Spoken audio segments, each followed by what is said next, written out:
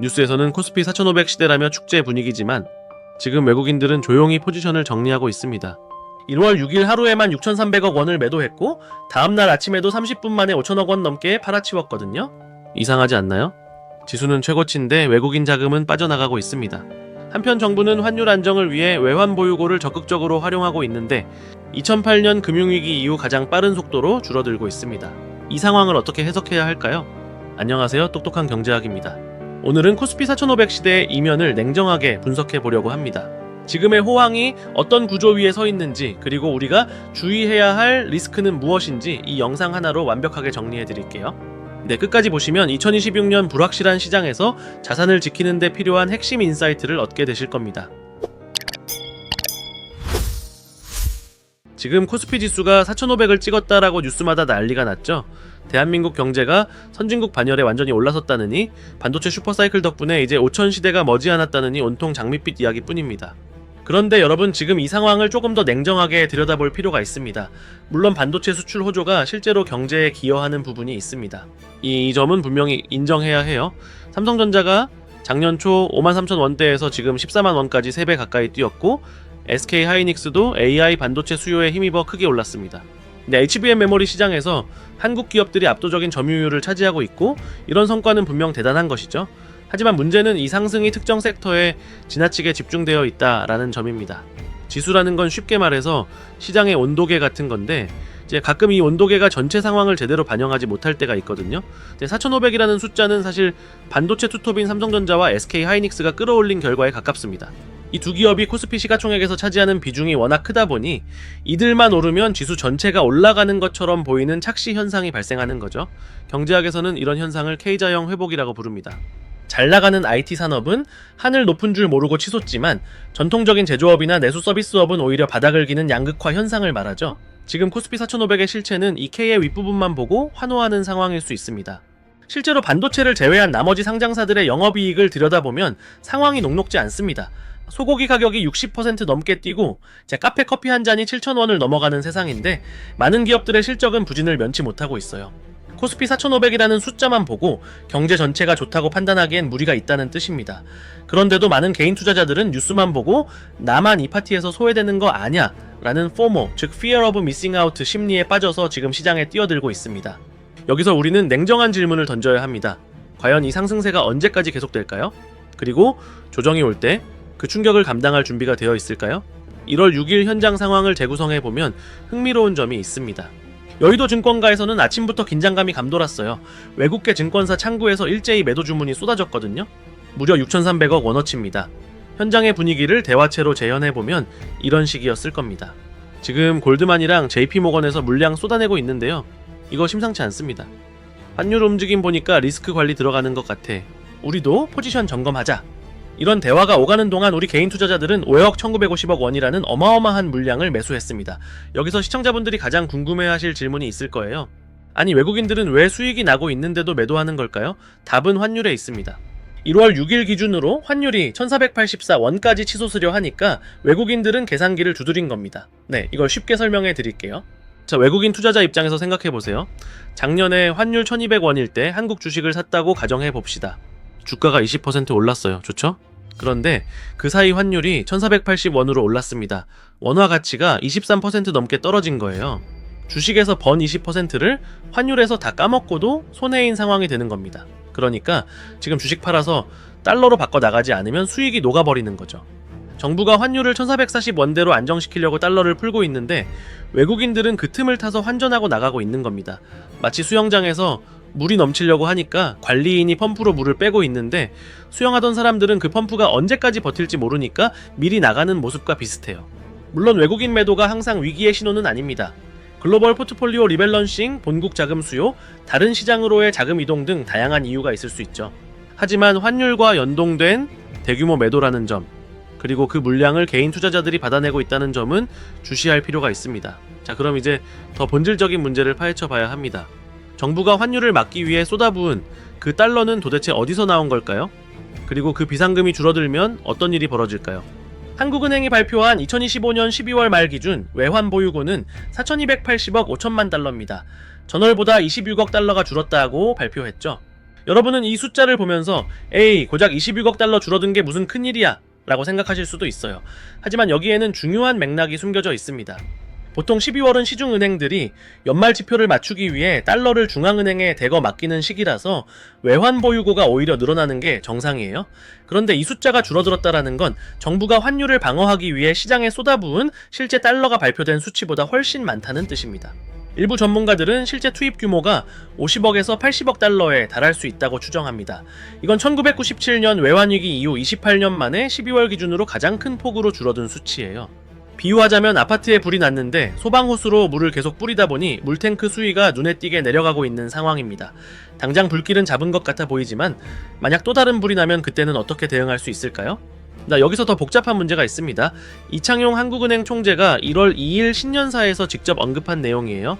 국민연금이 해외 투자를 위해 달러를 사들이고 외환당국은 환율을 안정시키려고 달러를 파는 상황이 반복되고 있다라고 말이죠. 자, 이게 무슨 뜻이냐 하면요. 한쪽에서는 우리 노후를 위해 해외 자산에 투자해야 하니까 달러를 사야 합니다. 국민연금이 해외 주식이나 채권을 사려면 원화를 달러로 바꿔야 하니까요. 그런데 국민연금이 달러를 대량으로 사면 환율이 올라갑니다. 정부는 환율이 오르는 걸 막아야 하니까 달러를 팔아야 하고요. 결국 한 손으로는 달러를 사고 다른 손으로는 달러를 파는 모순적인 상황이 벌어지고 있는 겁니다. 그래서 정부는 국민연금에게 시장에서 직접 달러를 사지 말고 외환당국과 직접 거래하라고 요청하고 있어요. 이렇게 하면 시장에 미치는 영향을 줄일 수 있으니까요. 하지만 이건 정책 간 조율의 어려움을 보여주는 사례이기도 합니다. 국민연금의 해외 투자 계획과 환율 안정 정책이 서로 충돌하고 있는 거죠. 한국은행의 최근 스탠스 변화도 주목할 만합니다. 이창용 총재는 작년 내내 데이터에 따라 금리를 결정하겠다고 했지만 환율이 1,500원 턱 밑까지 오르자 태도가 달라졌습니다. 1월 2일과 5일 연달아 발언을 쏟아냈는데요. 최근에 1,400원대 후반 환율은 우리 경제의 기초 체력과는 괴리가 크다며 이례적으로 환율 수준을 직접 언급했습니다. 중앙은행 총재가 특정 환율 수준을 공개적으로 비판하는 건 흔치 않은 일이에요. 그만큼 상황이 녹록지 않다는 뜻이죠. 더 주목할 점은 올해 경제성장률 전망치입니다. 한국은행은 1.8%를 제시했는데 여기서 IT 산업을 제외하면 실제 성장률은 1.4%밖에 안 된다고 분석했어요. 삼성전자나 SK하이닉스 같은 반도체 기업들만 겨우 숨통이 트여 있을 뿐 나머지 자동차나 화학 그리고 수많은 중소기업과 내수 경기는 부진하다는 의미입니다. 한국은행이 통화정책 방향문에서 금리 인하 기조라는 문구를 삭제한 것도 의미심장합니다. 시장은 금리 인하를 기대했지만 환율 부담 때문에 쉽지 않다는 신호를 보낸 셈이죠. 금리를 내리면 원화 가치가 더 떨어져서 환율이 오를 수 있고 환율을 잡으려면 금리를 올려야 하는데 그러면 경기가 더 위축될 수 있는 딜레마에 빠져 있습니다. 이창용 총재는 유지경성이라는 고사성어를 인용하며 뜻을 모으면 이룰 수 있다라고 말했지만 시장 참여자들은 이 발언을 정책 방향이 불확실하다는 신호로 해석하기도 했습니다. 중앙은행의 메시지가 명확하지 않으면 시장은 갈피를 못 잡고 변동성이 커질 수 있거든요. 것이 경제지표 뒤에 숨어있는 또 다른 리스크는 가계부채입니다.